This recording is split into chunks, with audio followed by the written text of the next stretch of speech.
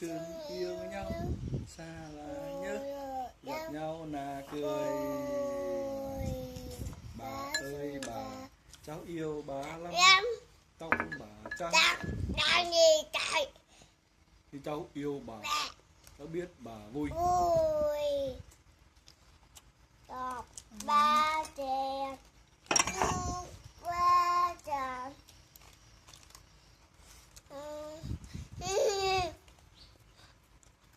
Thôi cắt ra, được rồi. Đúng chưa?